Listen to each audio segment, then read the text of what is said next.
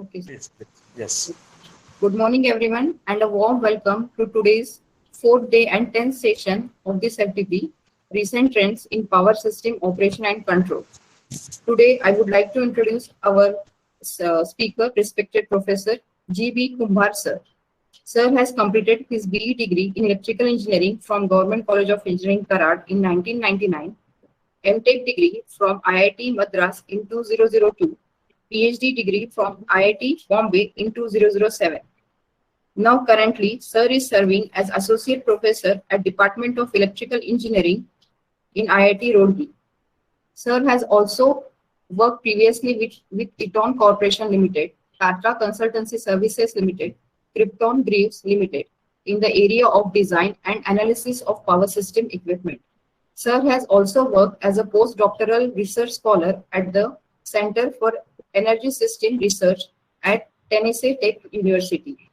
His research interests including distribution system analysis, distribution generation planning and analysis, smart grid technology and application, power and distribution transformer, modeling and simulation, design and analysis. Today Sir is going to deliver lecture in demand-wide management in distribution system. So I welcome you, sir.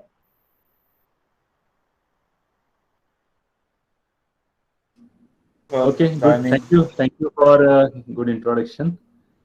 Okay, everybody, welcome. I'll just share my presentation, then we'll start.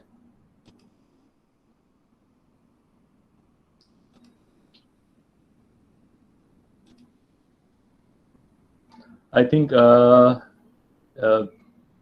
share right is not available. Can you?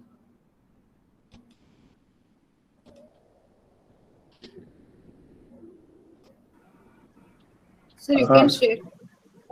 Okay, I'll just share. Beside the hand raise, there is a icon present now.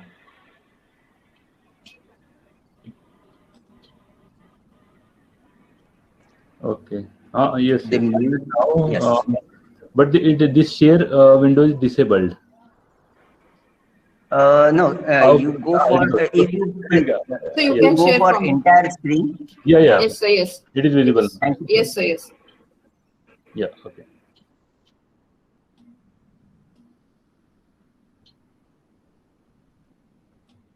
Okay. Is it visible now? Yes, sir, it's visible.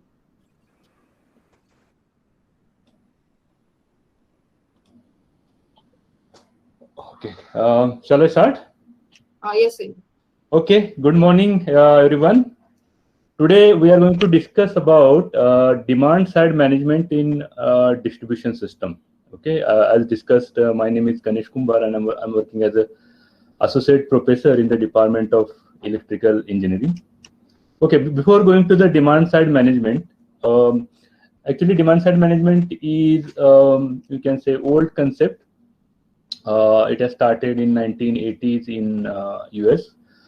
However, it has not gained that much importance in other countries.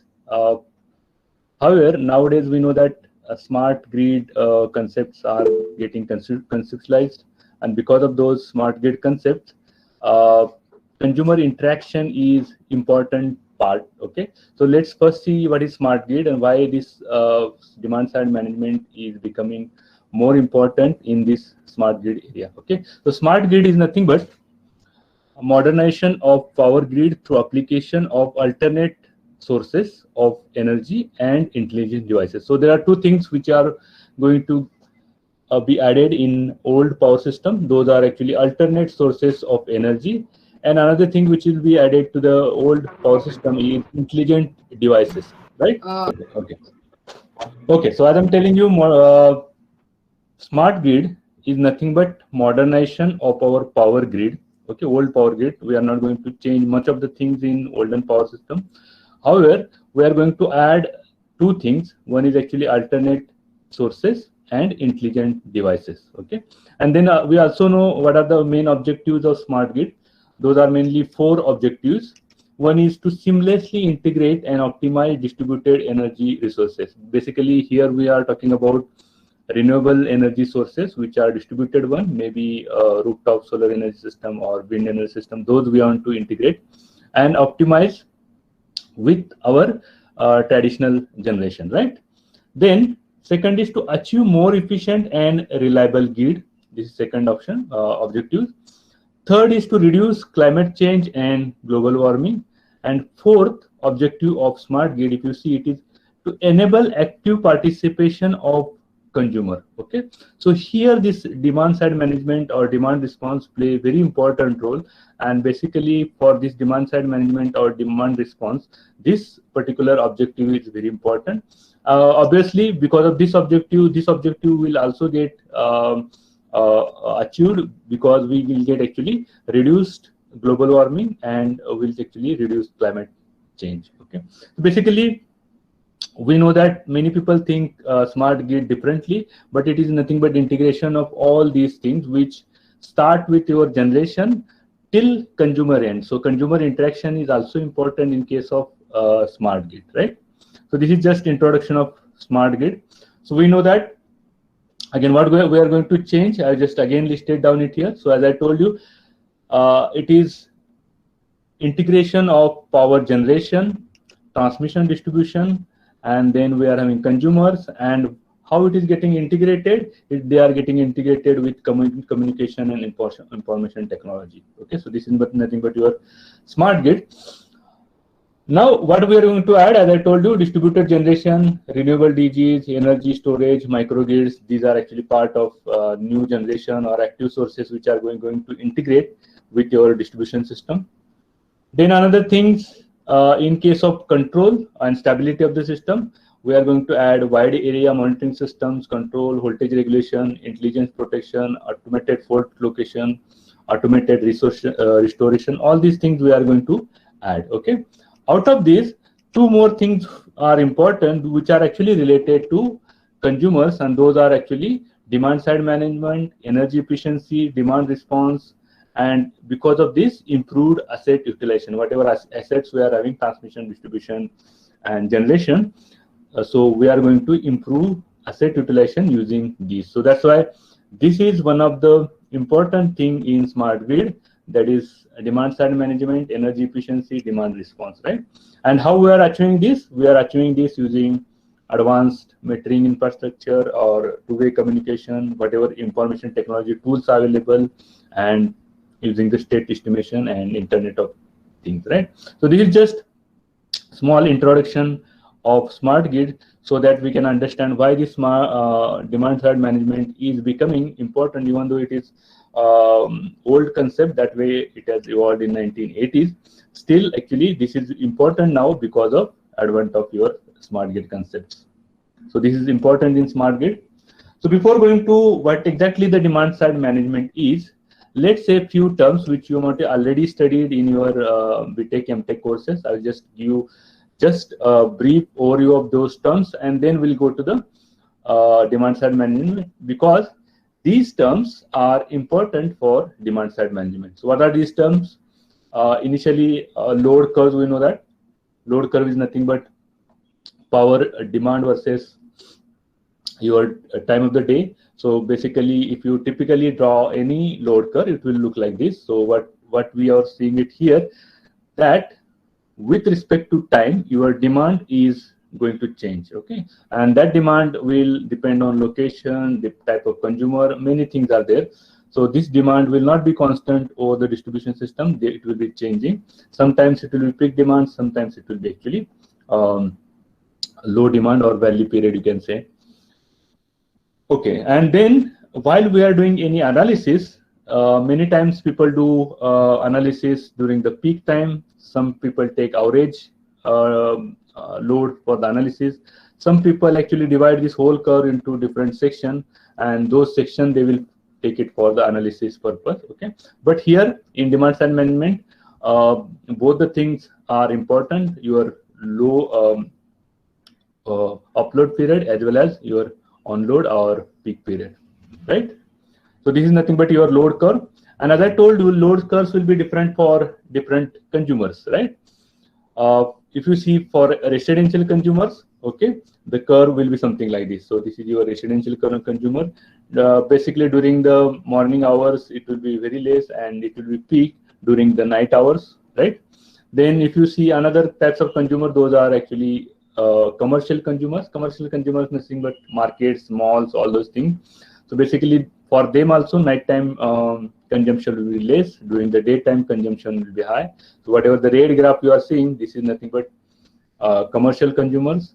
And then we are having industrial consumers. Industrial consumers, even though some of the applications or some of the functions like finance, account, audit, they will not be working during the night time, but still production process will be happening during the night time. So because of that, there will be significant amount of energy consumption during the night hours also. So that's why you can see that your this one industrial graph will be basically more flat as compared to other two graphs. Okay.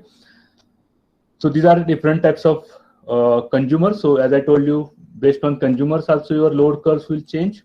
Another things which will change load curve is season. So season wise also your load curves will change. So here I just shown your load curves of different seasons. So this is your summer season, which is dotted one, then winter season, which is solid one, and then one more line I'm just here is spring or fall season. So you can see that this consumption of these consumers is going to change with different seasons. Also you can see that in those seasons your consumption patterns will change during the weekdays as well as during the weekends. So you can see that during the weekends your consumption is less as compared to during the weekdays time. So this is the consumption patterns on particular industry or particular location. Okay, another things, as I told you, your load curves are going to change based on location also. So we have things, three things we have seen. One is based on consumption or based on customers. Those are industrial, residential, agricultural, or even commercial. There are many types of consumers. They will change based on seasons, days, right? And they will change based on location also. So here I've shown different location. Let's say if you plot the graph of single consumer, right? In that case, for the single consumers, if I measure power consumption in slot of 15 minutes, generally we know that our smart meters give consumption in half an hour slot or 15-minute slots. So if you measure our consumption in 15-minute slot, it will look like this, right? Okay, there will be some peaks depending upon which load we are starting and then which load we are switching off. So because of that, there will be some peaks which will be like this, right? Now, if you go a little bit one step above the consumers, let's say if you calculate your load curve at distribution transformer location here itself. Okay, in this case, you can see that to this distribution transformer, we know that many consumers will be connected. Here just I considered 4 consumers.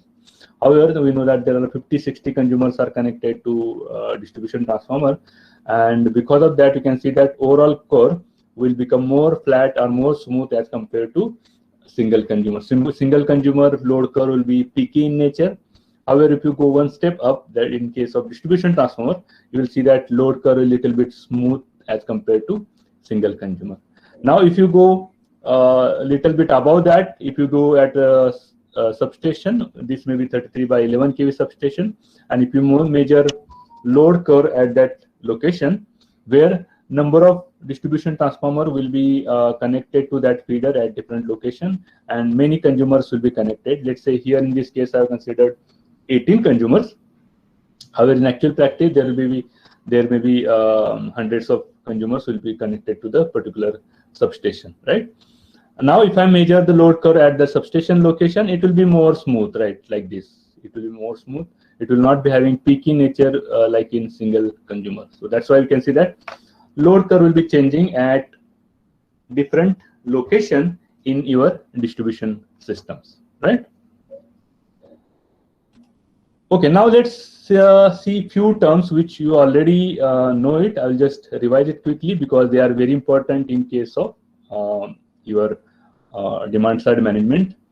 So basically, we are going to change those terms using the demand side management. So because of that, I just thought I should put those commonly used terms. You already know them.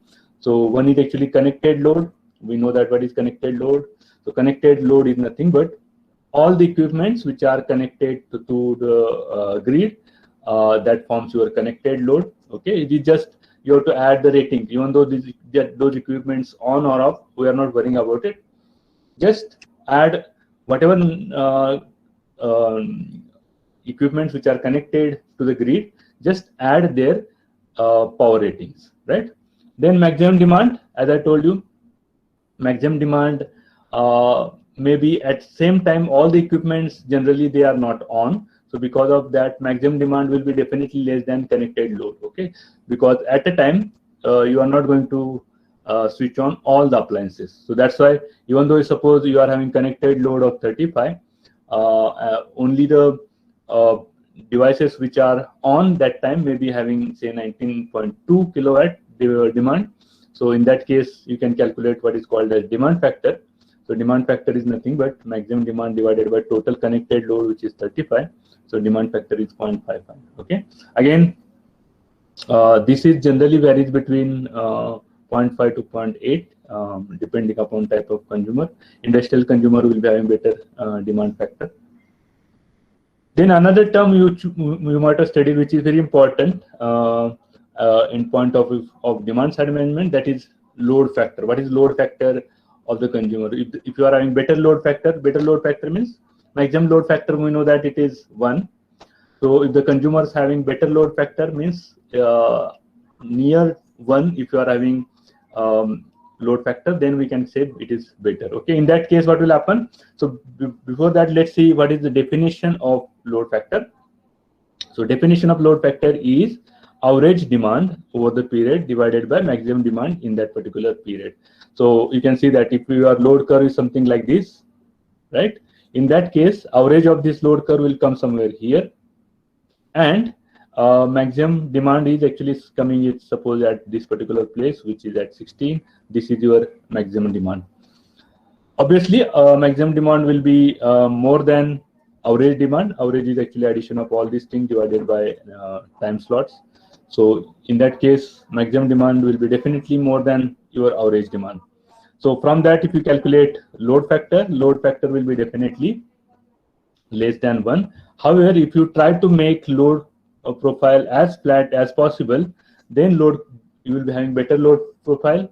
And if you are having better load profile, utilization of available generation will be proper, because you can see that in this case, even though generation is available up to this much, let's say, okay, still we are not utilizing the available generation properly here. Even though we are using maximum generation here, we are not using available generation here. So if you can improve the load factor to the so that load curve will become more and more flat, you are improving the load factor and you are utilizing the available generation properly throughout 24 hours. So utility goal is to improve a load factor, but it is not quickly possible, because then you have to change the behavior of consumers, or you have to add some loads in this valley period. So this is called as valley period or off-peak period. So during the off-peak period, some load need to be added. So consumer behavior need to be changed to improve the load factor, right? So this is about load factor. Okay, so you can easily calculate load factor for particular curve. Then another important factor is diversity factor. So basically, if you improve the diversity factor, automatically load factor will get affected. Means if you improve the load factor, diversity factor, what will happen is your load curve will become more and more flat, and because of that, your load factor will get automatically improved. So that's why important thing is to improve the diversity factor. Now, what is diversity factor? We know that it is division of sum of individual maximum demands in kilowatt divided by simultaneous maximum demand in kilowatt, right? So what is this sum of individual maximum demands? Okay, so in this case, you can see that this is your maximum demand for this particular consumer. So here I have taken, say, let's say 4 consumers, 1, 2, 3, and 4. For these consumers, this is your maximum demands. I just shown it here. Okay, so addition of these 4 maximum demands, okay, will come around 235 here. And simultaneous maximum demand means maximum demand if these 4 consumers, if they are connected to one transformer here. Let's say you are having this transformer here, and all these 4 consumers are connected to this transformer. Okay, so if I measure the load at this particular transformer end, you will find that load curve at this particular place will be something like this. Okay, so this is nothing but your simultaneous maximum demand here, which is 190. So addition of these individual maximum demands divided by this simultaneous maximum demand will give me this diversity factor, and in this case diversity factor is coming to 1.236. So if you add more and more number of consumers which are having different graphs, in that case what will happen, your diversity factor will go on increasing. However, the maximum diversity factor which we can reach up to say 4, 5, maximum we can go up to 4, 5.5. Beyond that it will be difficult. So how we are improving the diversity factor? Basically, if we can make the individual consumers having peaks at different time instants, if you can increase that, means different consumers getting their peak at different times, okay, then it is possible. There are many ways you can do that. Again, here the behavior of consumers need to be changed to do that. Okay, so there are several ways people are doing it. Okay, maybe scattering time of offices, that is one thing. Another is actually you can say daylight saving times. All these things are important, as well as if you are having different time zones, then also offices will start at different times, and because of that peaks of those official consumers will get at different time instants, right? So because of that your overall curve is becoming more flat, and obviously because of improvement in diversity factor your load factor will improve, and that's what utility want. Utility point of view, it is better to have flat load profile as possible, improved load factor. So basically utility will encourage the consumers which are having better load profiles. Okay, now come to our main topic after seeing various terms. So basically our aim is to improve the load profile of utility. Okay, so as I told you, it is not possible directly implement from the network side. It is possible to implement if you can actually change the behavior of consumers. Okay, so that's why it is consumer side solution. That's why it is called a demand side, means wherever demand side. Okay, there are 2 sides of power system. One is called a generation side, where we are actually adding the generation. Whenever demand is increasing, you can add more and more generation and meet that particular demand. Okay, another thing we can balance between generation and demand is you can reduce the demand itself instead of increasing the generation. So that's why demand side management concept is becoming more important nowadays, so that demand itself can be reduced, so which will avoid to put more and more generating plants, right? So that's why this concept is gaining importance. So let's see what is the definition of this concept. Definition of this concept is demand side management is planning, implementation, and evaluation of utility activities. So because these utility activities should be carried out by utilities, so that they will encourage the consumer. So utility activities designed to encourage consumers to modify their consumption patterns with respect to both timings and level of demand and overall energy. So both the things which we want to change timing of consumption, we want to change level of consumption, means instead of using say 5 kilowatt, I can reduce to 4 kilowatt. Instead of using it say 8 p.m. In the night, I want to use it at different time location, as well as I want to total energy consumption I want to reduce. Okay, but total energy consumption I want to reduce not by you can say feeling the discomfort, like saving the energy means not like switching off air conditioning or not like switching off fans or lights. Okay, so wherever possible we can switch it off, however without losing comfort. Okay, so all these activities you have to encourage the consumers. Okay, but still they should not lose their comfort of means cooling or lighting or fan, whatever equipment they want to use, they should use it.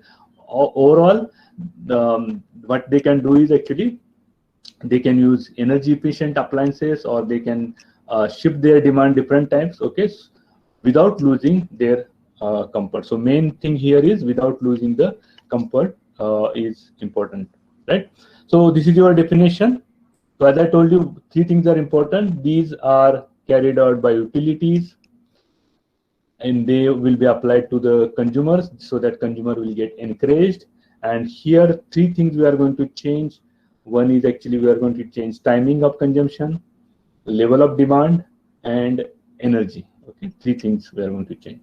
So here we are calling it as non-network solution, because in this case we don't have to do any changes in the network. Maybe some communication devices or some other information technology devices may be required to input, but actual power system network we don't have to add much of the things. That's why it is called as non-network solution. Okay, even though we need to add some communication channels and information technology tools for this. Okay, and then meet the demand to make more efficient use of existing distribution infrastructure without additional investment. That is important thing. DSM measures are more profitable than investing in new generating capacity. This is very important, and that's why DSM measures are gaining much importance as compared to setting up new plants. In India also, many programs we are running which are actually encouraging consumers to go for more and more efficient products. Okay, now let's see what is the classification of demand side management. Okay, so it is categorized into 2 programs, okay, which are we are actually doing from very long time. Those are energy saving or conservation programs, and we know that our government is encouraging or giving a lot of encouragement to the consumers to use energy efficient product. So this is called as energy efficiency. So DSM, overall DSM can be categorized into 2 parts. One is called as energy efficiency, where in these programs what we are doing, the programs are activities designed to encourage the consumers to replace their less efficient equipment by less electricity consuming devices producing same service quality. This is important. Quality of service we are not going to change. Means if you are replacing your old tube light with new LED tube light, we want actually same lux level at that particular room. With that comfort or that service quality we are not changing. So same level of lux if you can obtain by more or efficient equipment, then we call it as an energy efficiency program. And consumer behavior to reduce the energy use, right? So in energy efficiency part of DSM, we are encouraging consumers to use more and more efficient appliances and more and more energy saving schemes they need to adopt.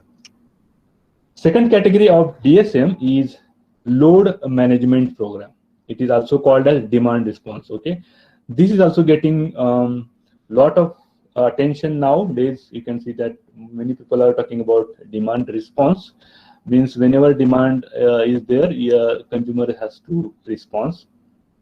Whenever demand change is required, response from consumer is required. So that's why it is called a demand response.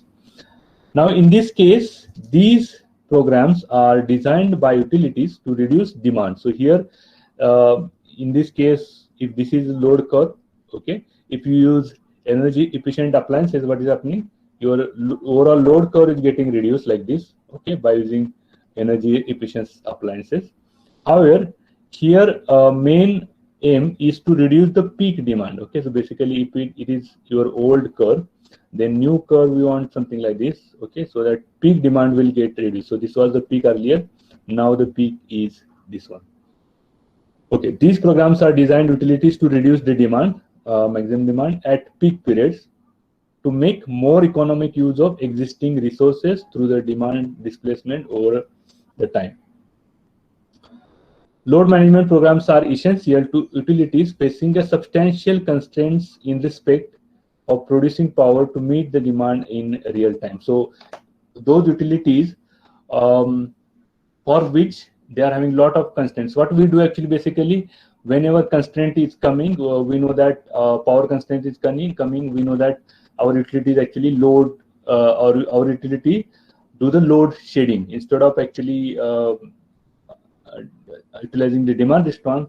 They actually go for direct load shedding whenever constraints are there. But that is not good strategy. A lot of disturbance will happen to many of the consumers because of these load shedding strategies.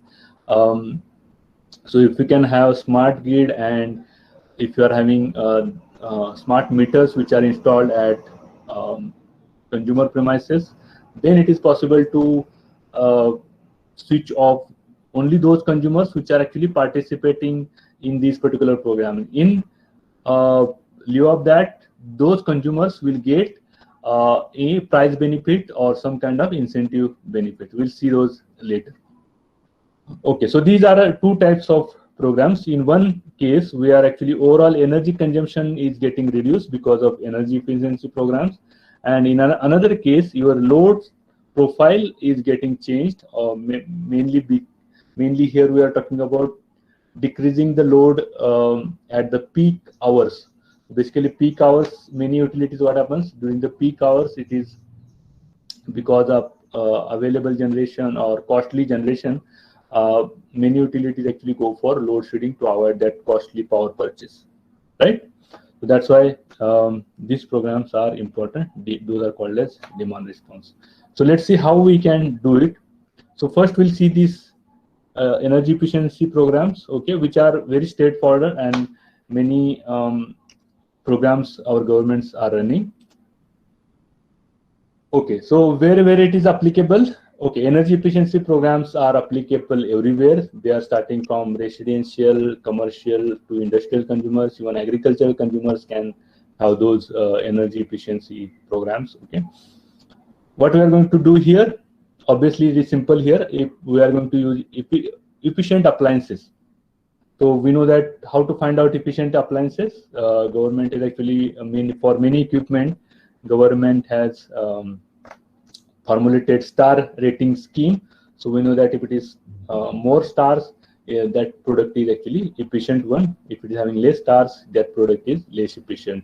So depending upon how many hours you are running that particular product, it is always better to go for higher star product, which is energy efficient product. And many of these energy efficiency products, even though they are costly one as compared to 1-star product, 5-star product will be definitely costlier one. However, whatever cost we are, extra cost we are paying, that will get payback in around 1 or 2 years. Okay, and that is actually definitely good investment strategy to use higher efficiency products.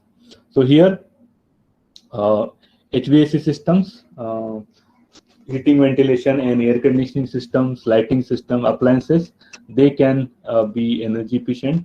So we have to encourage consumers to use more energy efficient appliances. Obviously, people do it. Obviously, to encourage the consumers, star rating is one thing. Another is actually even we can give them some of the appliances free of cost. Like we know that lightning cost, many state governments, they give it free of cost. Then in case of buildings, we can have low emissivity windows, reflective roofing, radiant barriers. All these things can be implemented. Nowadays, a lot of green building concepts people are suggesting, and those green building concepts can also be used, where we can have water consumption reduction and better air quality.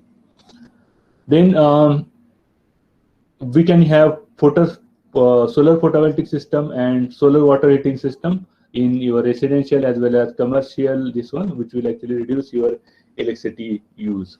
So for energy efficiency point of view, these are the very good things which you can implement. We know that actually nowadays governments are encouraging to use solar pumps also, where actually agricultural water pumping can be done through this solar photovoltaic systems, right? Then we are having industrial.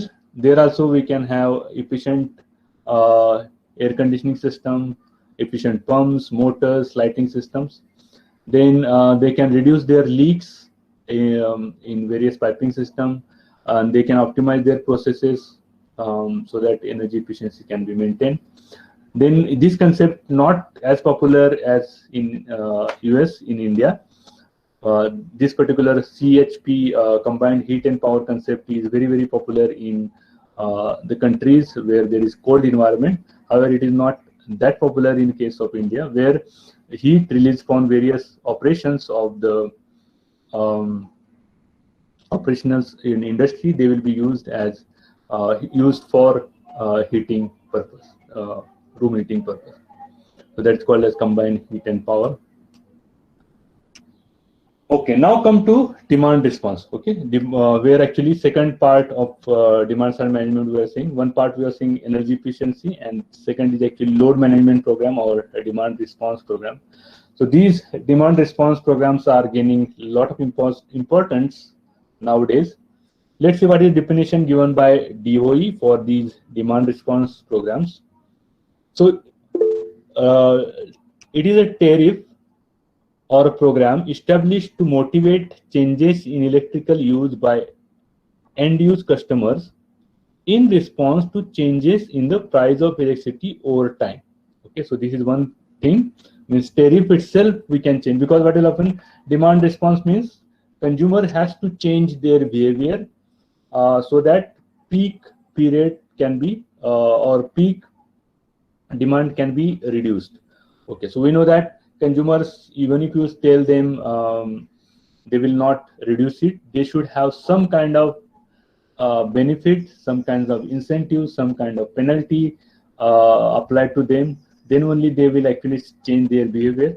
So this is nothing but this thing. So you can do that incentive through tariff structure, or you can do that incentive directly through direct transport. Okay, so that's why one is actually by changing the tariff, we can motivate the consumers to use end-use appliances or change their response to the tariff structure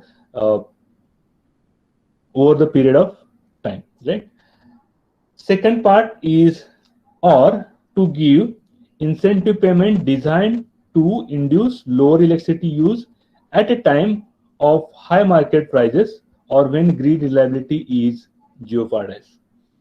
So basically, whenever there is a reliability issue or grid stability is getting jeopardized, or whenever there are high market prices, in those cases, we can ask consumers to reduce their consumption, and if they respond with reduction in consumption, we can give them some kind of incentives through direct transfer. Okay, so why we are doing this? Here I just shown one graph.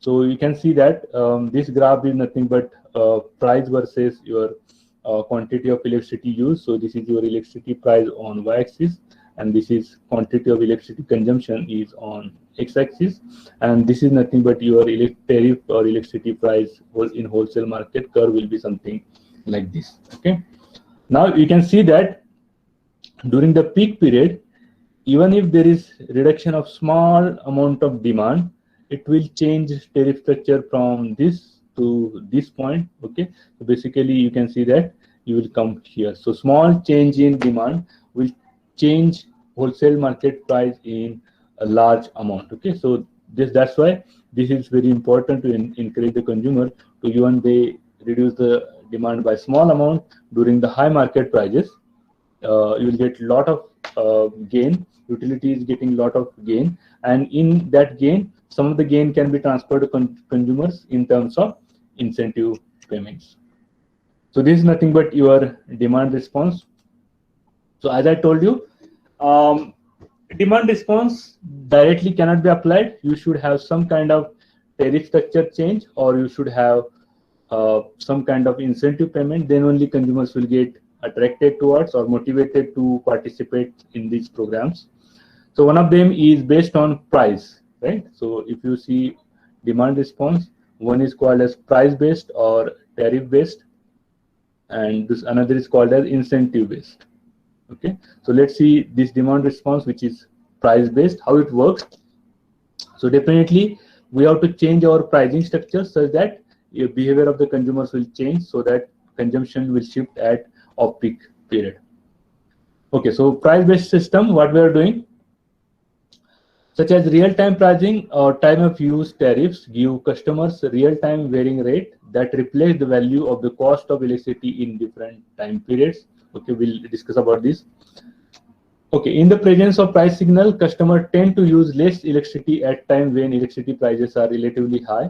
So if the some period, if the electricity prices, if it is high, then consumer actually shift their consumption at low price period. So basically there are three types of tariff structure which are actually interested. As I told you, there is a lot of research, even research stage also. How to design this optimal pricing structure is also important. So you'll see that there are many papers are coming on designing tariff structure itself, so that optimal demand response can be carried out. So basically designing the optimal tariff is again one of the problems. So basically before that, let's see what is this time of use tariff. So this tariff structure is nothing but time of use or time of day tariff. We also in India, we apply this tariff structure for larger consumers. However, it is not applicable to domestic consumers.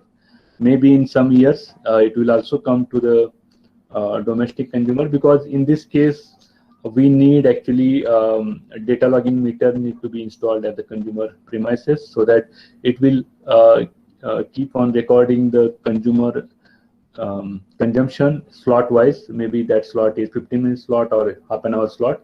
So slot wise, it has to store the consumption and send that consumption to the utility. So for that, we need advanced metering infrastructure in place. Then only we can apply TOD pricing. So that's why, since metering is not that advanced in many parts of the country, so there it may not be possible to apply this kind of tariff structure. However, wherever a metering structure is advanced one, there we can use this time of day tariff. So as I told you, industrial consumers we use that. So how this tariff structure works? So we know that during the off-peak era period, there will be some tariff, maybe say 6 rupees per hour, 6 rupees per kilowatt hour, and then during the peak period, it may be 8 rupees per kilowatt hour or per unit, depending upon how much peak demand you want to reduce. Obviously, we can go above that, maybe 10 rupees per unit or more than that during on peak hour or during the peak hours. Again, it has to reflect the average cost of delivering power during those periods of time. So here the average cost of generating will be less, and here average cost of the generating high. So this particular peak period tariff as well as off-peak period tariff should reflect your overall average cost of generating, means how many generating units are working during that time will decide average cost of generation. So this is nothing but TOU or TOD pricing. Then nowadays, real-time pricing concept is coming. So even though it is not implemented widely in, however, some pilot projects utilities are running so that it can be implemented in real time. So in real time pricing, the price of electricity is going to change something like any other commodity. like we know that gold prices or silver prices, aluminum prices, they are actually continuously changing with respect to time. Same way, electricity prices are going to fluctuate. Maybe it is half an hourly, 15-minute slot, or hourly, changing this one. Hourly is better because again, we need to communicate back to the consumers that this time the tariff structure will be this much. So that need to be communicated to consumer at least 1 hour before to that particular tariff application, right? So it will be something like this over the period of time, depending upon the average generation cost at that particular time. For consumer also, it is going to change. Nowadays, we know that it is flat structure, but it will be changing like this, okay, which will basically again change the behavior of the consumer. What will happen? You can see that during the peak period, the consumers have to pay around 12 rupees per unit, but during the off-peak period, you can see that consumers have to pay just 1 or 2 rupees per unit, and because of that, they can shift some of their consumption, which is possible, from peak period to the off-peak period, and because of that, your load curve will now, next load curve will become flat one as compared to peaky one, right? This is nothing but your real-time pricing, right?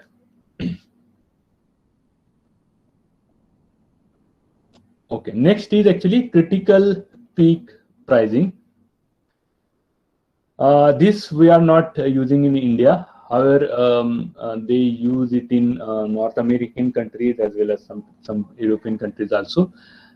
So when they are using it, they are not using it regularly. So tariff structure will be something like this. Like this is off-peak hour tariff. This is peak hour tariff, and for 1 or 2 hours during the peak period, tariff will be very high, maybe say 20 rupees per unit. On average, it is, you can see that normally it is, say, this is 6 rupees per unit, and then off peak maybe 8 rupees per unit. However, during some period where you can say that reliability or reliability system is in danger, or there are some stability issues, during those days, you can see that this tariff structure is applied, where for few hours tariff will be very, very high, maybe 20 rupees per unit or maybe 25 rupees per unit. Okay, so these, as I told you, just hold on 1 minute. Hello? Yes, sir. Yes, sir. Yes, sir.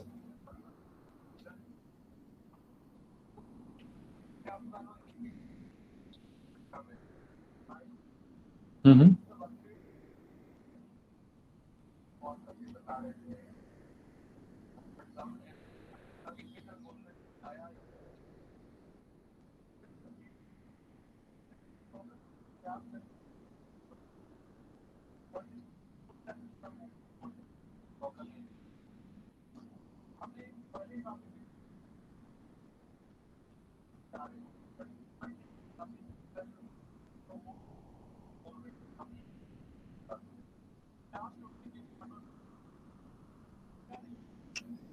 हाँ ठीक है sir मैं आपको उनसे बात करता हूँ और फिर आपको थोड़ी देर में कॉल करता हूँ, चलेगा?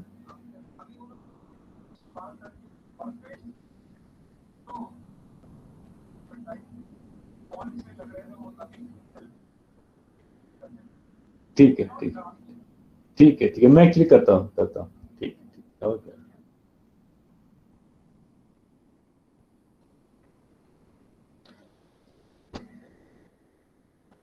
Okay, so as I'm telling you, this is for only for few hours, and this tariff will not be applicable throughout the year.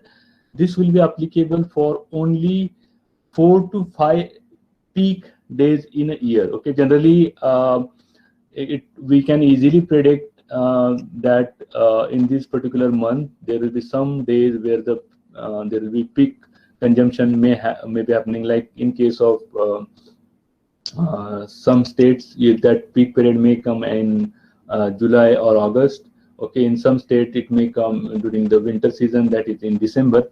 But we know that actually this kind of thing will happen, and during those days, maybe instead of throughout year, only 4 or 5 days this kind of tariff structure will be applicable. So what will happen is, during this time, this tariff structure will be communicated to the consumer 1 day before to that particular day, so that consumer know that, and consumer, since they know during this particular hours the consumption, if they do, they will be charged heavily, like 20 rupees per unit, or this one 25 rupees per unit. So because of that, consumer tend to not to use the appliances during this period, because electricity price is very, very high.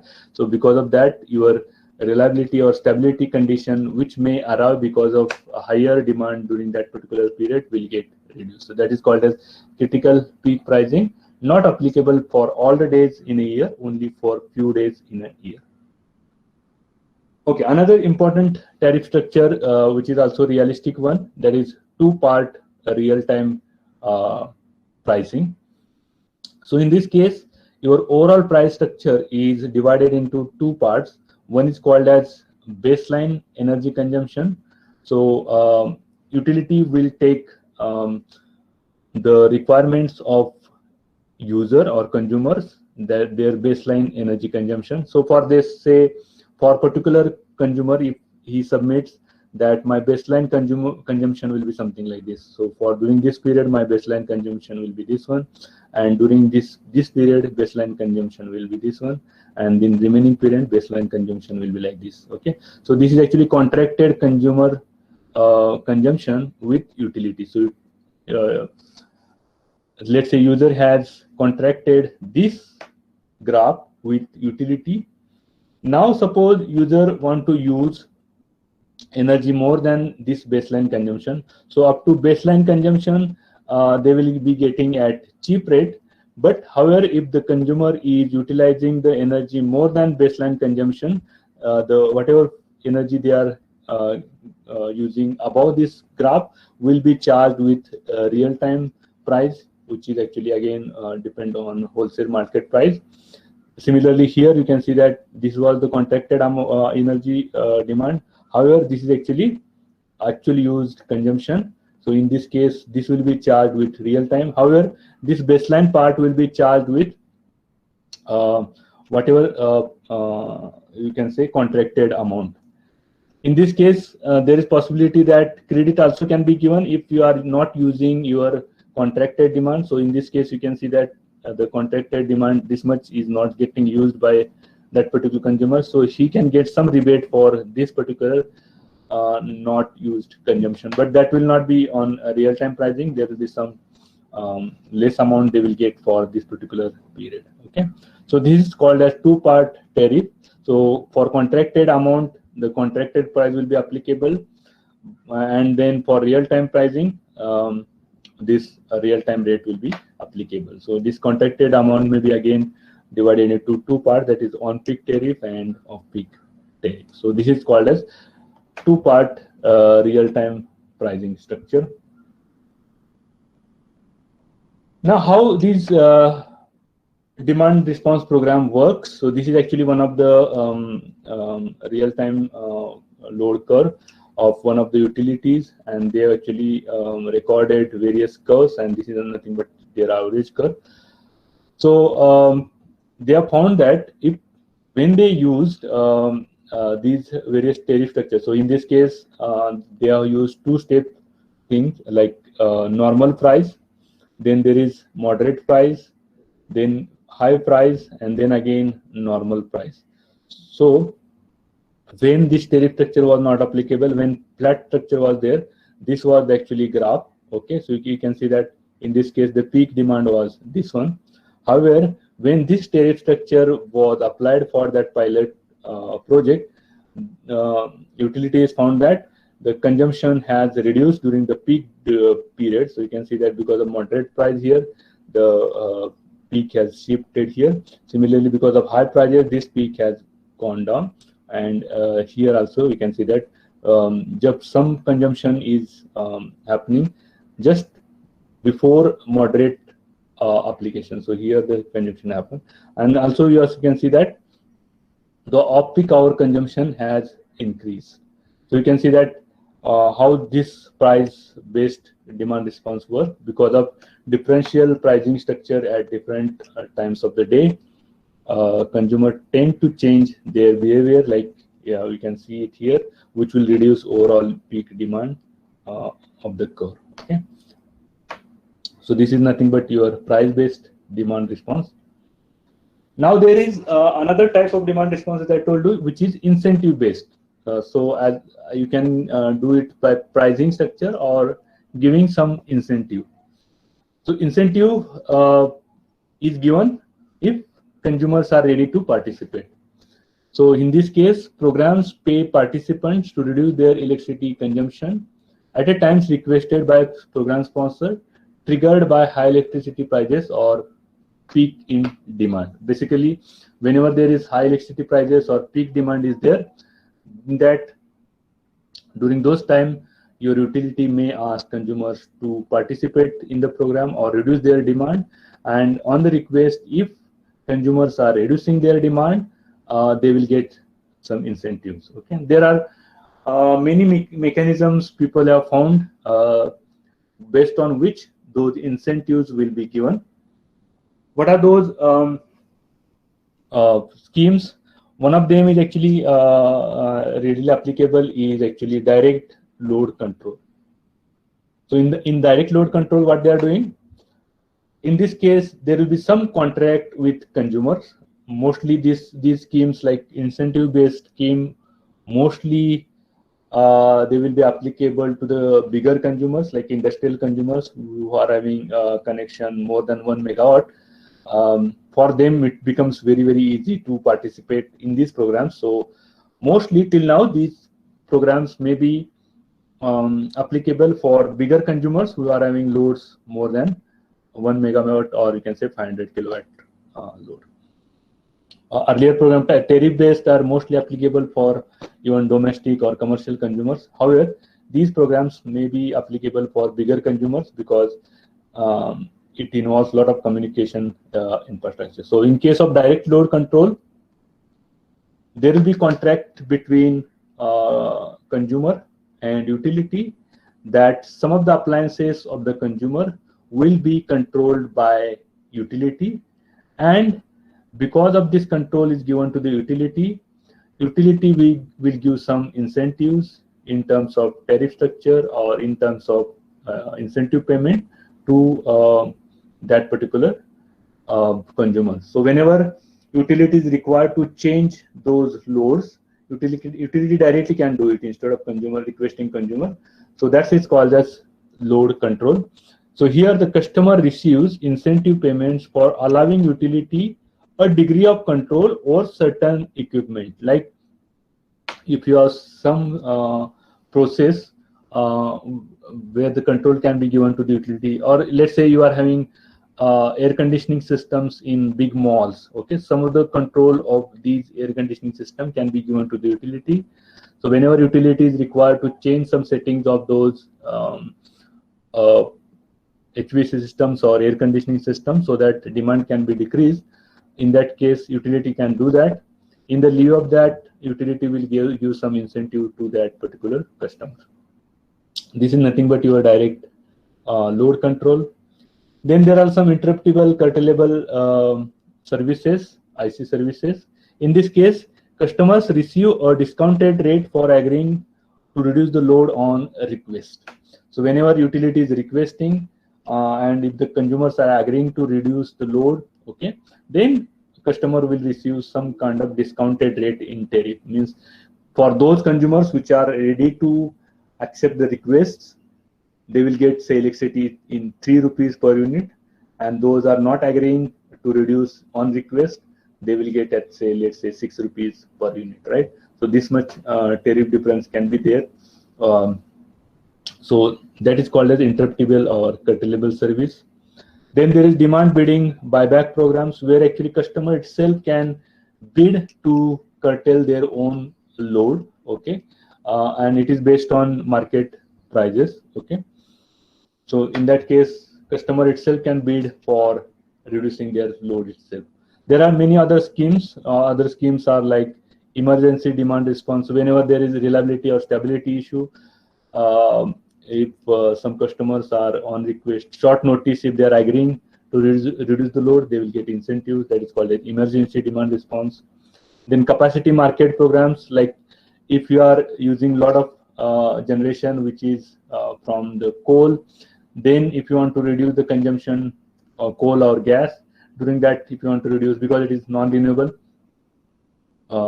in that case, you want to reduce the consumption, you can request the consumers that you can reduce it during this particular time. So that is called as capacity market programs. Then ancillary services market. So whenever request will go to the ancillary service provider, if they are reducing it, the demand of various industries, then they will get actually incentives which will be distributed. So there are actually different types of mechanisms which are possible. I just listed few of them.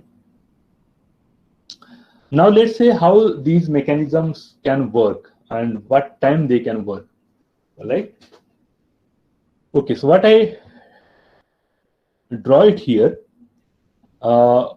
time is time horizon. Okay, let's say time for implementation of this DSM program. So we have seen various DSM programs. We have seen there are efficiency, energy efficiency programs. There are price-based programs. There are tariff-based programs. There are incentive-based programs. Okay, there are many programs. So here I just written them down, and with respect to time, how these programs are applicable, I have shown it here.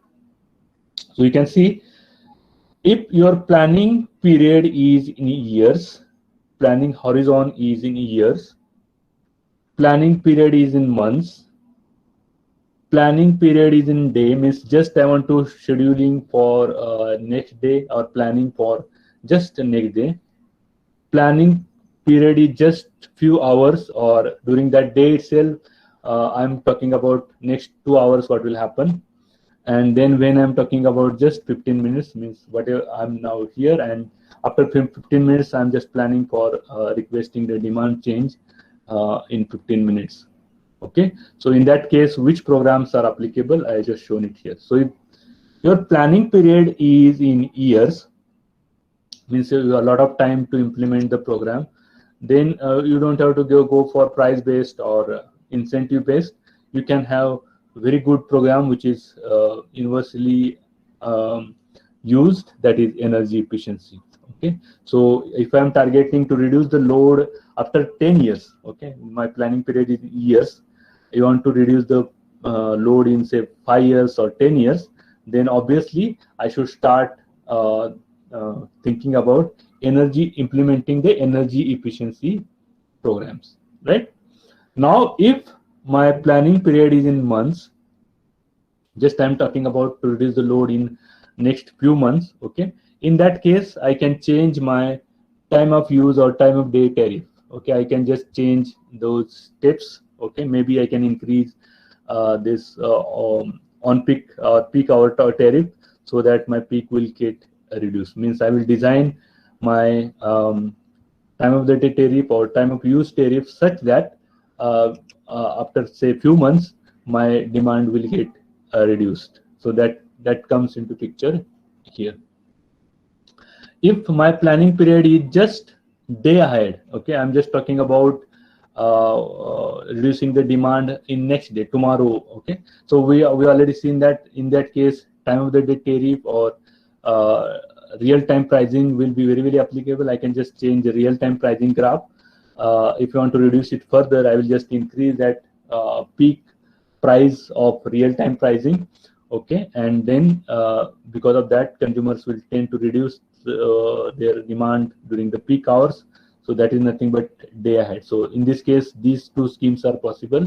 If I'm talking about reducing the next day demand, that real-time pricing is applicable there. So I just change real-time pricing structure and send it to consumer. So by seeing that real-time pricing structure, consumer will reduce their demand. And then if the planning horizon is in day, just I'm talking about next 2 hours I want to reduce, then obviously real-time pricing, but here this is called as hourly real-time pricing. This is called as day-ahead real-time. So this is day-ahead real-time, means I changed the real-time pricing structure 1 day before. That is called a day-ahead real-time pricing. And then there is one more concept, hourly real-time pricing. That next hour, what will be my price of electricity that I'm communicating with consumers. That is nothing but hourly real-time pricing. So I will just send the price signal of next hour 1 hour before to the consumer. That is called a hourly rate. Okay. Or else I can use CPP, that is critical price pricing, peak pricing, as I told you earlier. That if you are actually planning to reduce the demand during that day itself, okay, and if you have very less time to reduce the demand during let's say next 15 minutes, I want to change my demand, then only option available is direct load control. I explained you what is called the direct load control. So in direct load control, some flexibility is available with utility itself, that they can operate some of the consumers' equipment. Okay, and we have seen that in lieu of that, the consumers are getting some tariff benefits. So only option which is available in 15 minutes is this one. Okay, so again, some price-based structures are available which can be applicable at different time instances, like demand bidding or demand buyback. Just a day ahead, people can do it, like demand buyback or demand bidding, as I told you. Consumer itself bid that I will reduce load next day. In the lieu of that reducing load, they will get, for amount of reduction in the load, they will get incentive per unit, right? So that is nothing but demand bidding. And whoever is offering the lowest bid, they will be offered to reduce the load. Okay, so here consumers also will compete with each other, so that they will give actually a lowest bid, and whoever is giving the lowest bid, they will actually get a chance to reduce their loads with that particular whatever rates they have applied it, right? Then for months planning, we are having ancillary or capacity services, as I told you, where we want to reduce capacity services, nothing but where we want to reduce non-renewable generation. And then we are having interruptible or emergency services, if it is just planning few hours after. And direct load control is only applicable when you are having time limit of say 15 minutes, means just I'm planning now to reduce the load of 15 minutes later. So only scheme available is direct load control. Okay, now let's see few load curve objective, means how different types of loads curves can be formed. So those are called as load curve objectives. There are 6 such load curve objectives. First of them is peak clipping. So in peak clipping load curve objective, we are reducing peak load. However, in this case, peak load is just get reduced by cutting it. Okay, so what we are doing it, we are not shifting the load, we are just shading the load at this particular space. Okay, so utility loads are reduced during the peak demand period. Okay, so this much. So this is actually original curve. Okay, and this is new curve after picking this cliff here, means this much energy is actually this much demand we are reducing. So reduction in power at peak as well as total energy. So obviously, since this particular energy we are actually dropping, so in this case total energy also will get reduced. Okay, it can be implemented if the direct control of consumer appliances is available with utility. So in this case, in that case, it will be easy. However, in India, we know that how we do it. So we do it by using load shedding. But again, this is not good strategy. A lot of consumer dissatisfaction may happen because of these unscheduled load sheddings. So utility has to avoid these kinds of unscheduled load shedding. Instead of that, they can use direct load control, or you can say smart metering, where only a direct disconnection is possible only to those consumers which are actually participating and who are willing to get the incentive for shedding their loads. Okay, so in that case, direct load control, if it is possible, then it is very good. Otherwise, overall load shedding of all the consumers, it gives a lot of dissatisfaction among the consumers, and that is not good strategy. Then air conditioning control, water heater control means during this period we just have to stop water heating. And then interruptible rates, this is the good thing actually. If you are interrupting it, you have to pay some incentives to the consumers during that interruptible period, because load shedding is done because of mainly higher price factors, or maybe available generation is not very costly. In that period, load shedding is done. So since they are not buying it, they can actually provide these interruptible rates to the consumer. Whoever they are doing the load shedding, some incentives should be given. So that is called as peak clipping, where we are reducing the peak load by just cutting it, by shading it. Another load core objective is valley filling. Okay, so here objective is not to reduce the peak demand. However, here the objective is to increase the consumption in valley period. Okay, in off-peak period we want to increase the consumption. So here consumption we want to increase, but we are not touching to the peak demand.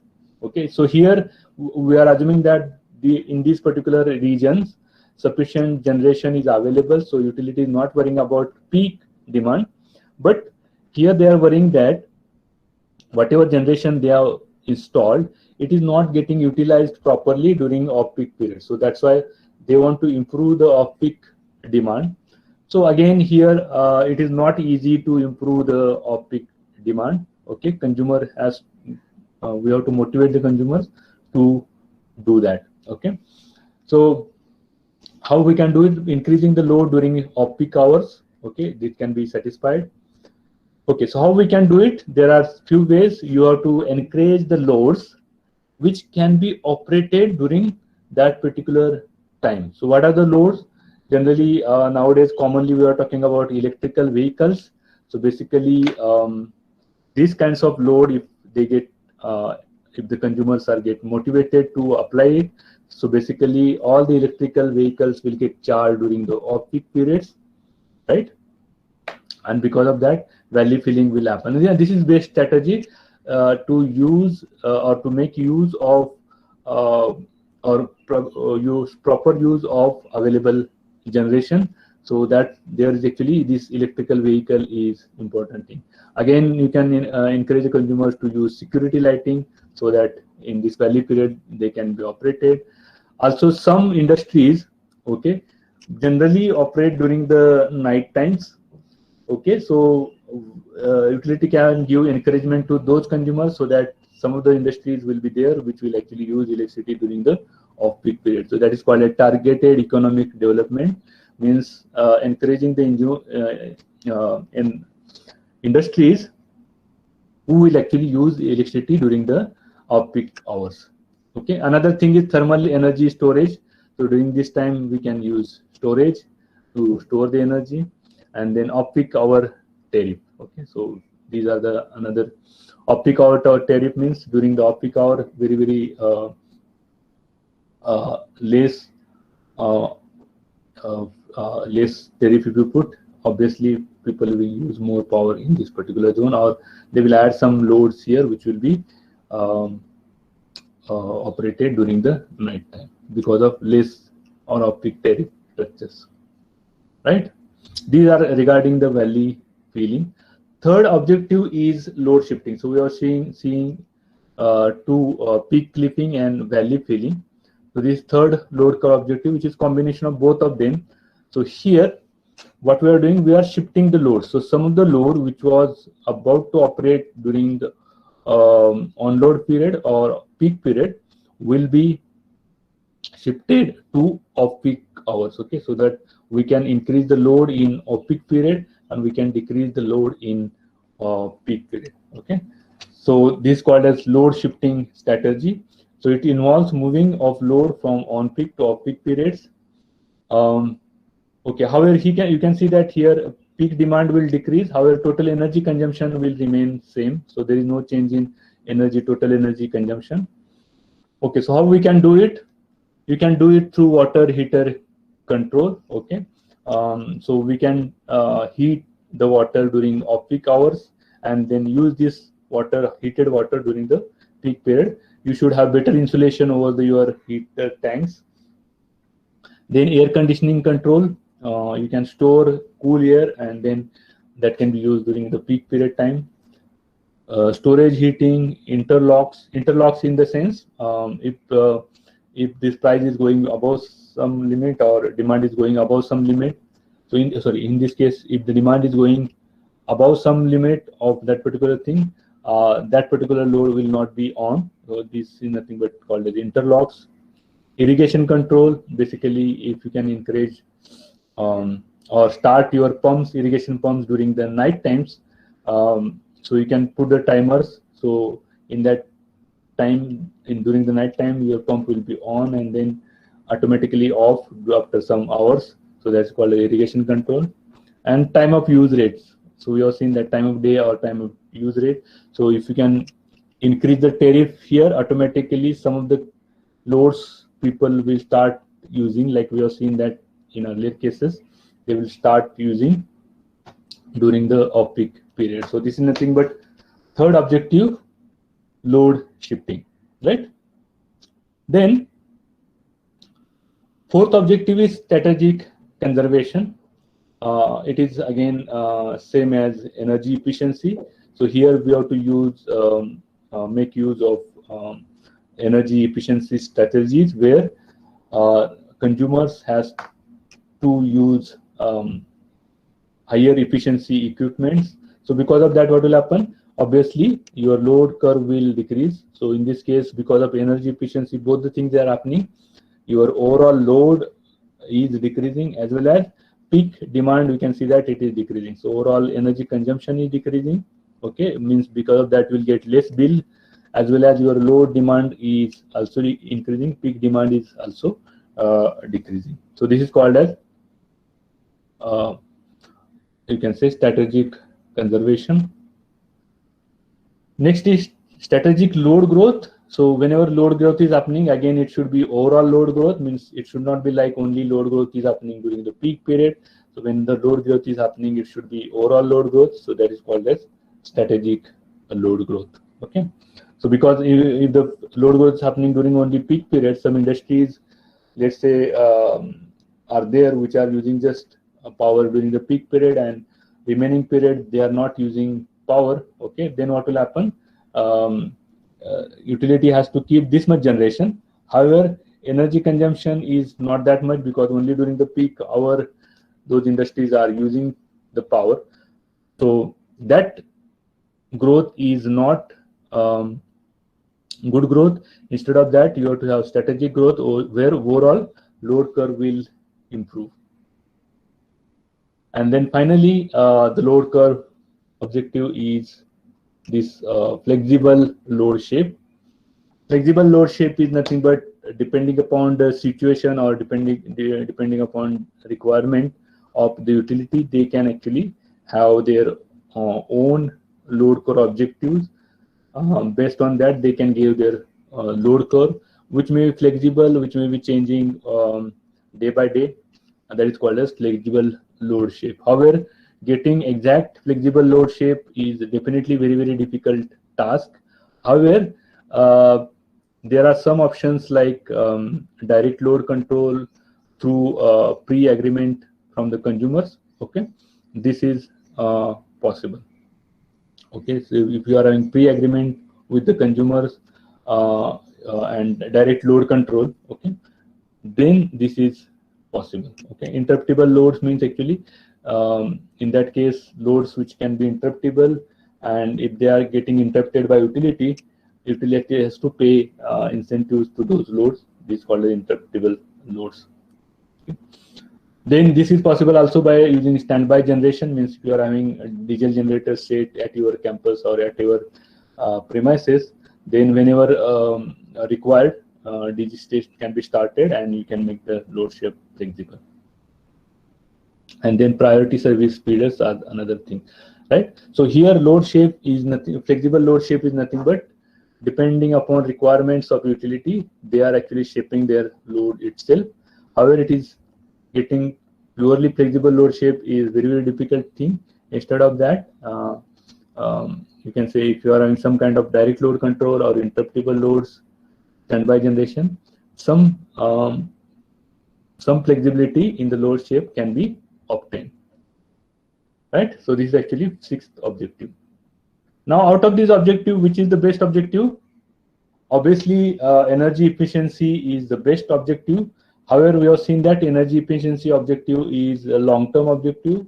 We cannot replace all the non-efficient appliances by efficient appliances in one day. It will need years to do this exercise. So that's why, even though energy efficiency is the best option available to implement for DSM, however, it takes time. It is not actually single day work. It will take years to do that. However, in days time, if you want to do, obviously, we have seen another option, which is valley filling. Okay, valley filling. Those countries which are actually economically strong, where sufficient generation is available, there is no scarcity of generation. In those countries, valley filling is the best option, and that's why a lot of encouragement governments are giving to use electrical vehicles, which will basically do this valley filling. Valley filling means they are getting charged during the off-peak or night hours, right? So obviously, valley filling will be the best strategy, okay, for the countries where sufficient generation is already available. Only thing is they want to use it properly, because most of the generation available is getting used during the peak period. However, off-peak period, that is not getting utilized properly, right? Another thing is use of renewable energy needs to be encouraged. So these are actually better load curve objectives. Okay, now let's see what are the benefits of these programs. Okay, so these are actually these programs are win-win situation for all. Okay, it will be win-win situation for consumers, utilities, environment, governments, all the stakeholders of DSM. It is kind of win-win situation. No one is going to lose. Okay, so what are the benefits people are getting? So we'll see first consumer benefits, then utility benefits, and then on other benefits. Okay, consumers, obviously, after participating, either they are getting price-based benefit or they are getting incentives-based benefit after participating it. And many times they have seen in pilot runs also that their utility bill has got reduced. Means normally, suppose they are getting 2,000 rupees bill, after participating, that bill has reduced to 1,500, right? So that kind of savings that is happening with the consumer. So economically also, consumers are getting served by utilizing incentives or tariff-based structure. Also, they are getting reliable power. So basically, what will happen? Peak demand. Because of these programs, we have seen that overall energy consumption is getting reduced. Okay, that's why we don't have to burn a lot of non-renewable energy sources. Moreover, your peak demand is also getting reduced. So since the peak demand is getting reduced, your load on system will get reduced. Means your equipment, distribution equipment will not get stressed more. Okay, because of that, you will get reliable power. Since the equipments are not getting much stressed, their failure rate will decrease. And since the failure rate is decreasing because of less stress on equipments, you will actually less interruptions, and less interruption means reliability will be better. So you can see that consumers are getting another benefits by participating in the program, that is the reliability of the power is increasing. Efficiency is also increasing, and your equipments will work better because you will actually get less interrupted power. Basically, many equipment failure happens to the consumer because of power failure or because of some interruption itself, right? During the interruption itself, many our equipment fails. So basically, if we can have reduced demand, because of that, equipments are not getting stressed much, distribution equipments. Because of that, interruptions are less, and because of that, your equipments are having longer life, right? Then power security, okay, lower wholesale market prices that results from demand response translate into a reduced supply cost to the retailer, eventually make their way to almost all the retail consumers, even those consumers who are not participating in the program. Suppose in some distribution areas, some consumers are participated, and some consumers are even though they are not participating, they will get benefit, because what is happening, because of participation of some consumers, your peak demand is reducing. Since the peak demand is reducing, utility power purchase during the peak hour has decreased, and because of that, utility has to spend less. So utility has some additional profit margin, and that additional profit margin can be shifted to the consumers in terms of reduced electricity rates. Okay, so the consumers, even some consumers, if they are not participating in the program, they will also get benefited by DSM. So this is a win-win situation for many. Obviously, utility also will get benefited. So we have seen consumer benefits. There are many consumer benefits we are getting. Utility also will get benefited much from this. First is obviously because of reduction in demand. They have to purchase less costly power from the wholesale market, and because of that, their power purchase cost will decrease. So this is overall cost will decrease. They have to purchase less power from spot market during the peak hours. Then, as I told you, load is decreasing during the peak hours, means their equipment failure will decrease. So don't have to decrease, don't have to replace those equipment frequently. So because of that, your maintenance repair cost will decrease.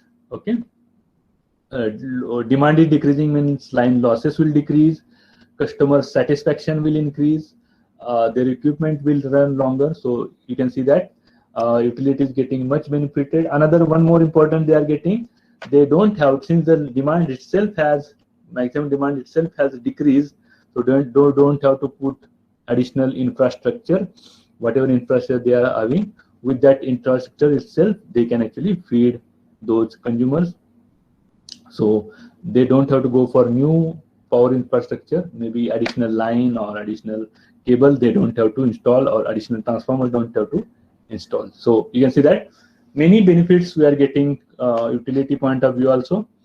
And again, since overall energy consumption has decreased because of energy efficiency use as well as load shifting or load curve strategies, you can see that reduction in carbon emission will happen, which will give us clean environment, and it will effectively address issue of global warming. So you are getting some environmental benefits also from these programs.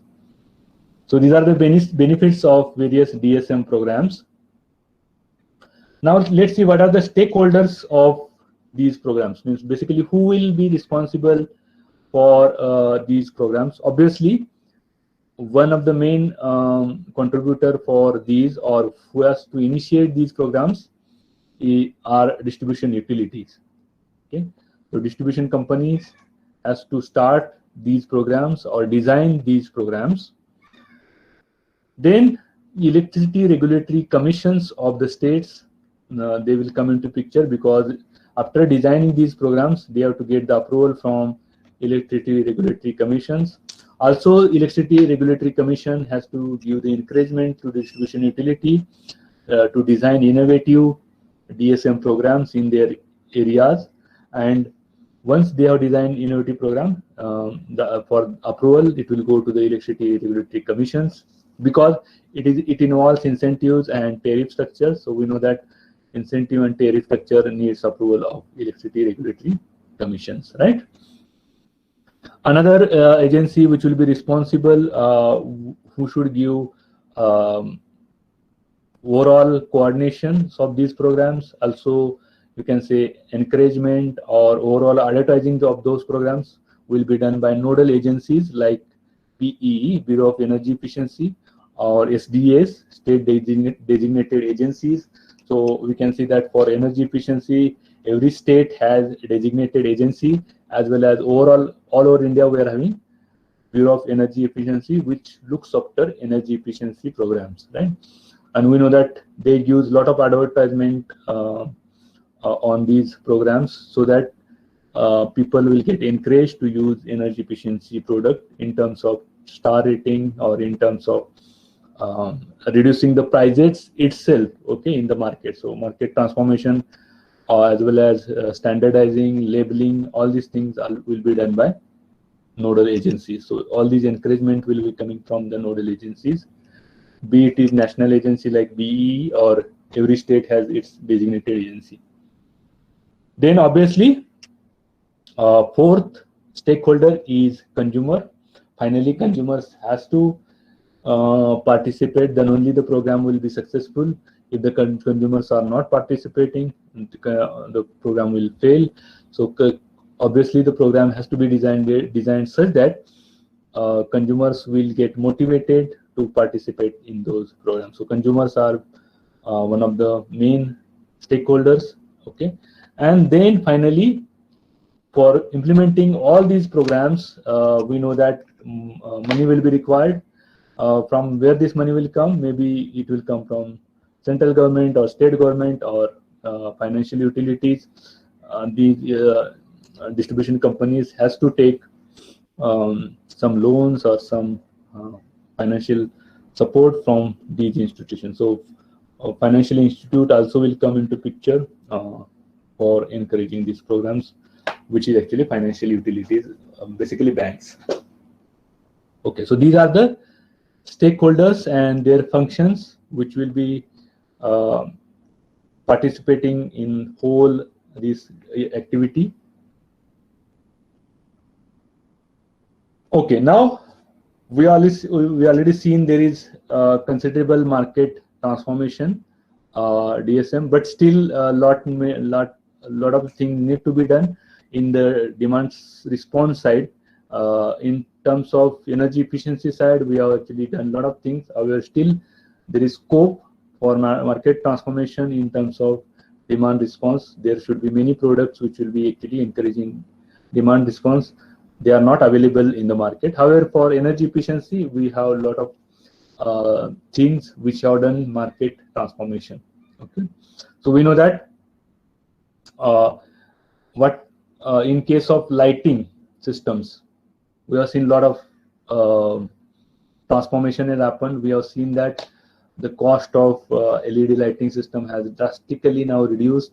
Because of that, it becomes affordable. Again, the life of these LED lighting equipment is very high as compared to all other, even if it is CFL or incandescent lighting system.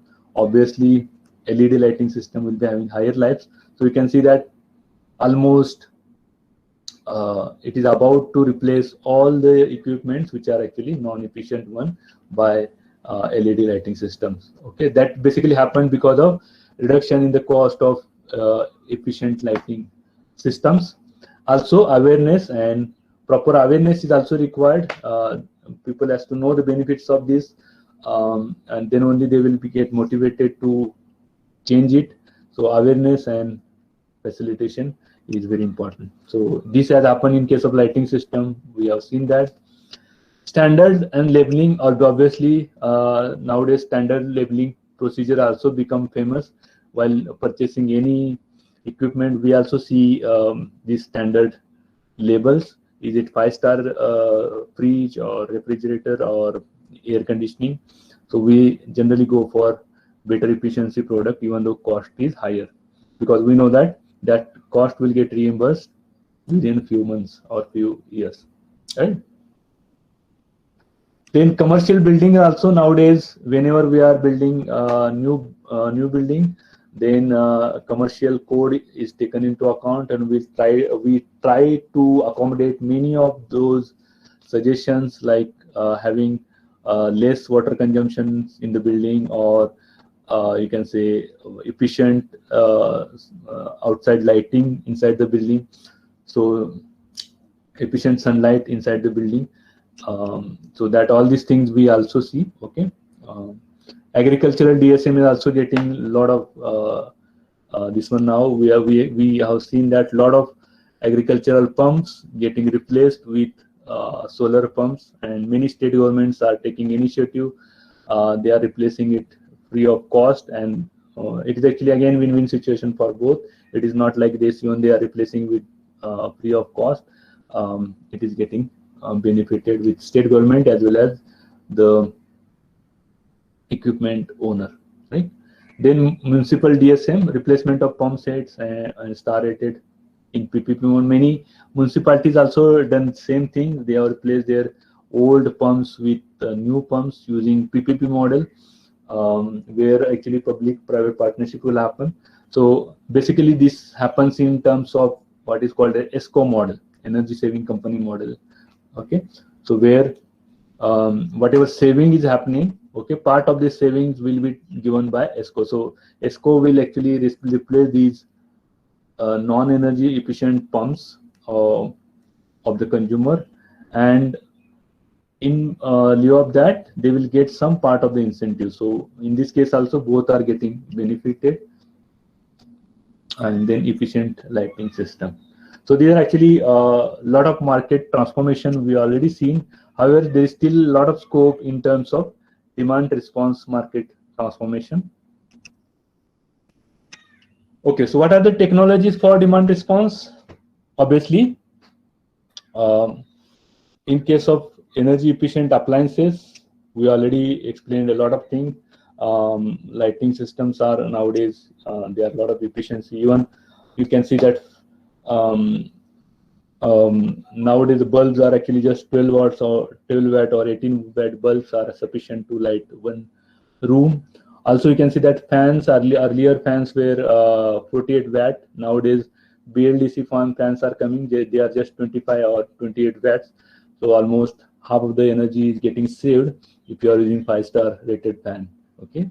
Earlier, some fans, even in our IIT Roorkee, there are some fans which are actually very, very old one. They are taking almost, you say, 150 watts.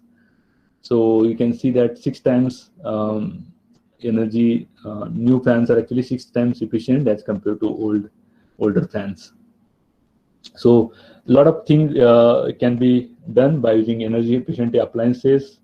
Nowadays we can see that two-way intelligent devices are coming. Many devices which are now becoming smart one, which are having two-way communication, which can be switched on, switched off from outside, or even controlled from remote locations, so that they will actually consume less, as well as overall demand can be decreased. So that is actually automated control. Even distributed intelligence means devices itself can actually communicate with each other, and overall consumption can be reduced. That is called a distributed intelligence. Okay, then smart distributed energy sources, obviously will be having generating sources like solar photovoltaic, diesel engines, micro turbines. They will be connected to our buildings, and those basically, whenever there is peak demand, and if you want to participate in demand response program, obviously they will be very, very applicable when we are participating in DSM programs. Okay, then you can see that storage is also getting lot of attention, and many places people are integrating storage with rooftop solar systems, and that is becoming very, very efficient system, which will actually reduce load or overall load on the system drastically. Okay, so there are other devices for automatic control, which will basically work on pricing signal, and they will automatically schedule, you can say, consumption of various equipment, according to the price signal. Okay. And then distributed intelligence devices that are dynamically controlled such that excess power is sold back to the grid. Okay, so these kinds of devices will be there, which will actually encourage demand response. However, they are not yet much common.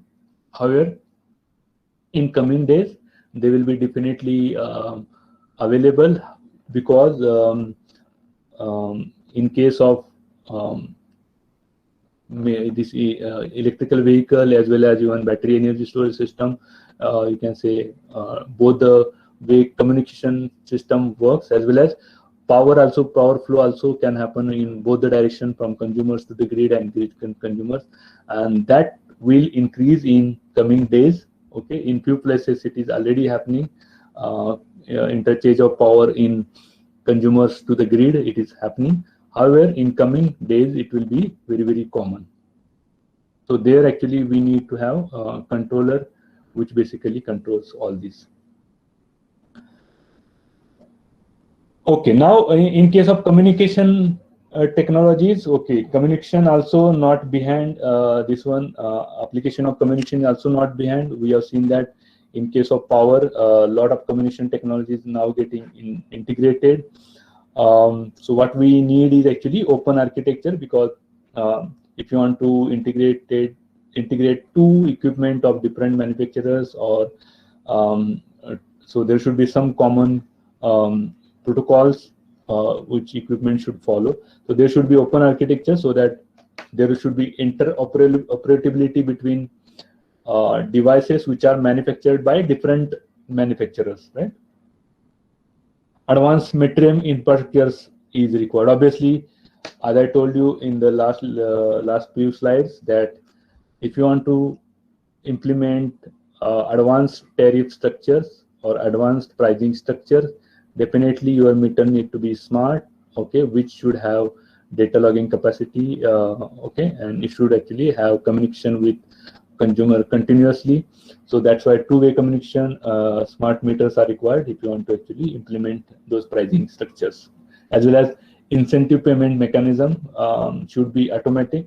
Then only it will happen. So whenever consumer has shaded its load based on request, then automatically your that incentive should get transferred to your account immediately. Okay, so that kind of structure should be there, which will be possible only when we are having advanced metering infrastructure.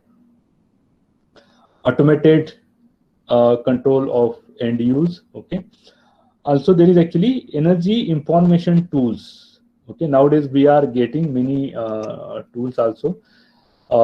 Basically, which equipment is consuming how much power. Okay, if you are having smart equipment which are connected to the grid, okay, which will actually use of smart equipment will increase in coming years.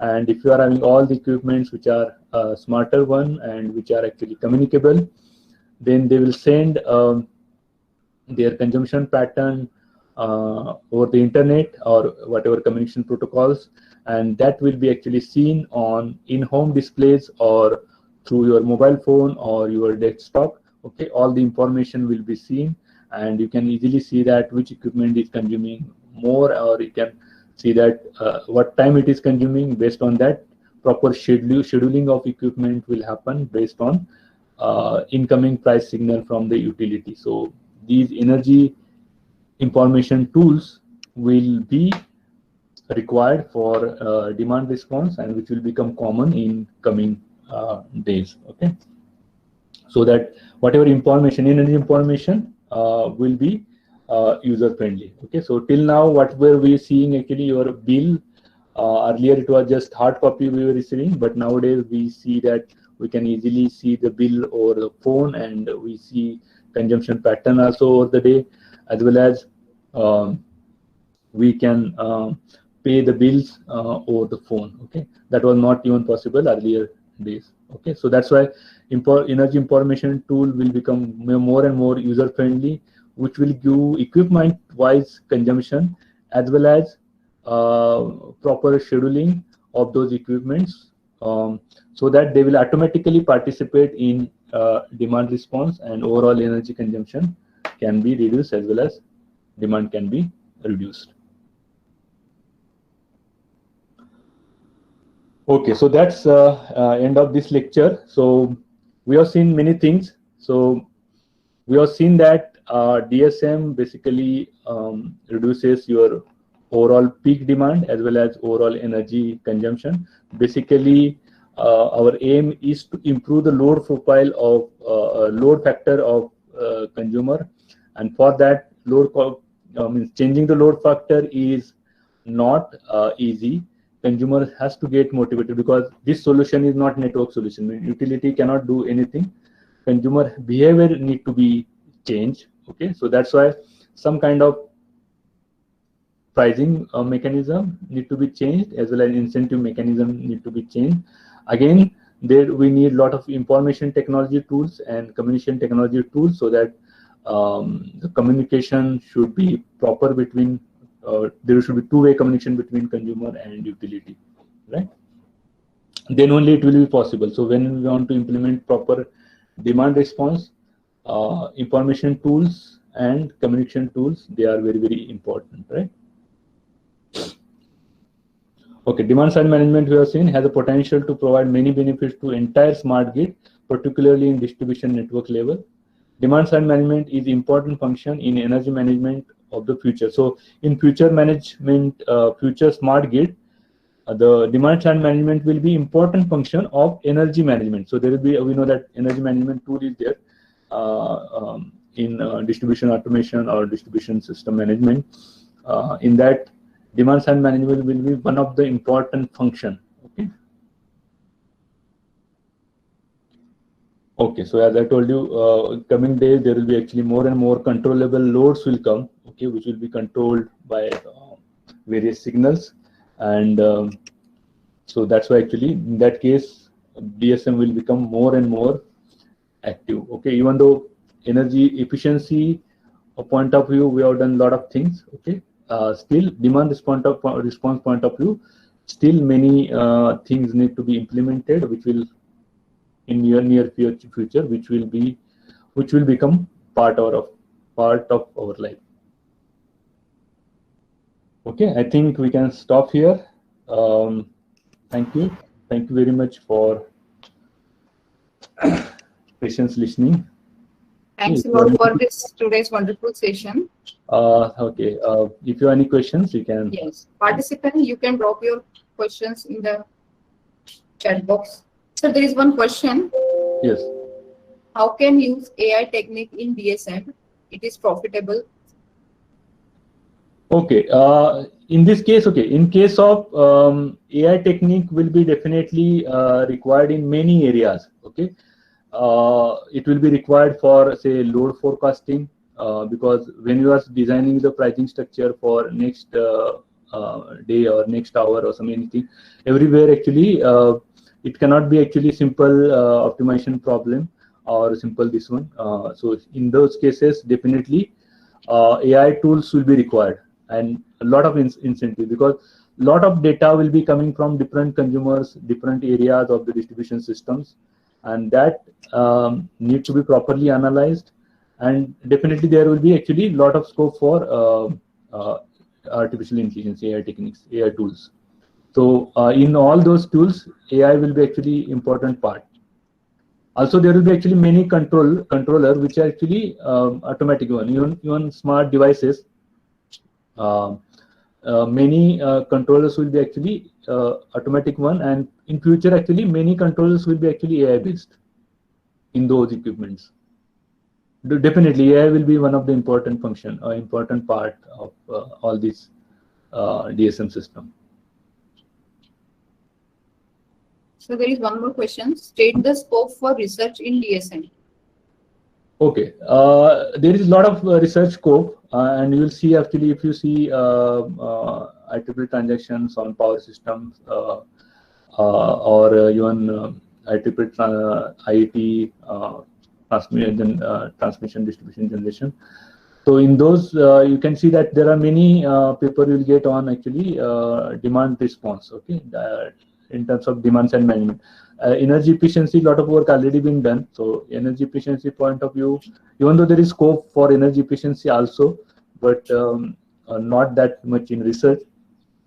However, in terms of demand response, there is a lot of scope for research. Maybe it is scheduling of devices, because it becomes an optimization problem. So it has to match with your price signal. So scheduling of the devices will be important, because scheduling, human is not going to do it. It has to be automatic, maybe communicated to the consumer. However, scheduling need to be done automatically. So here also AI will come into picture, as well as optimization will come into picture. So that scheduling is one part. Then designing of tariff structure is another part. That should be what should be my off-peak tariff, on-peak tariff, so that whatever load curve objective which you want to achieve will get achieved. Okay. So designing that real-time tariff structure or TOD tariff structure is again a research problem. Okay. Even nowadays, actually, you can see that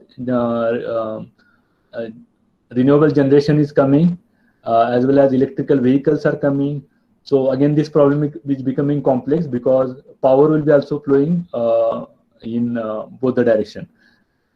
So communication also both the direction. Same time, power will be also both the direction. So then in that case, scheduling again becomes a little bit complex, because we are getting the power from two sources. One is coming from renewable. Even we can take the power from electrical vehicle also. Sometimes if you are operating with critical peak pricing, where the price is 25 rupees per unit, in that case you can actually alternate sources you can find out to feed the power during that particular period. So electrical storage, battery energy storage system is coming, then electrical vehicle is coming, then energy, renewable energy penetration is increasing.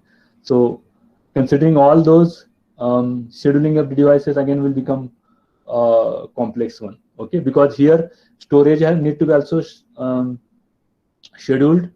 Okay, which can be act as a load as well as generation, both the things. So there is a lot of research scope actually.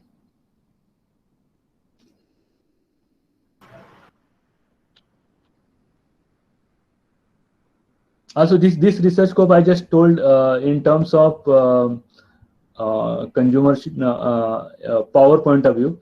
There is again a lot of scope, as I told you, in terms of designing these demand response mechanisms, programs, and for technology for that. So for that again, a lot of scope is there, because as I told you, even though many mechanism people have developed, but still their actual implementation is in pilot level. Okay, in not many places they are actually happening. Okay. So there is one more question. Yes.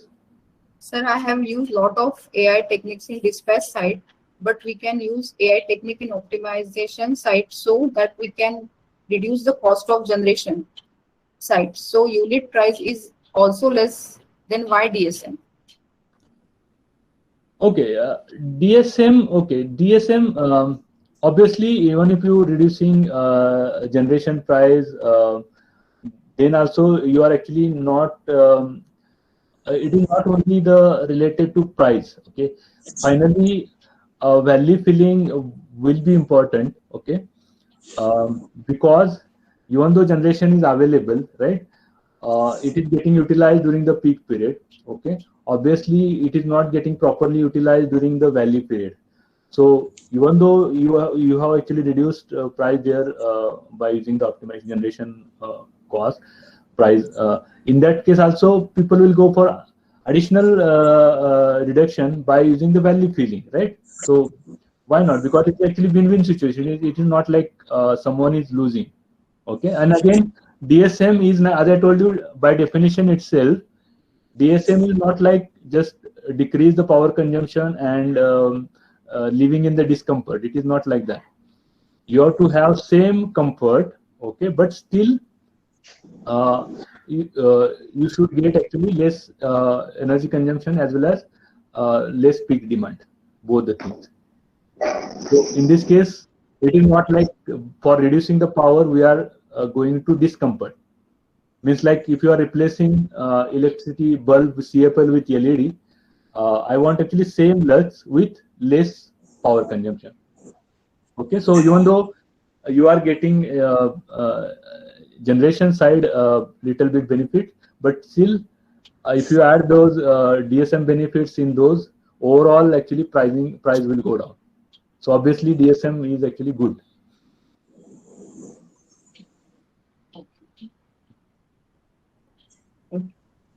Thank you, sir. Okay. Thank you for explaining today's energy scenario with the help of daily load curves, load factor, and current load demand analysis, of peak period concept with consumer load behavior and ways to improve the load factor, and also how to improve the load profile, energy efficiency. We also understood the importance of demand side management, and it is very interesting to know about the energy saving without losing the quality and comfort by the encouraging use of energy efficient device. Also by economic use of resources.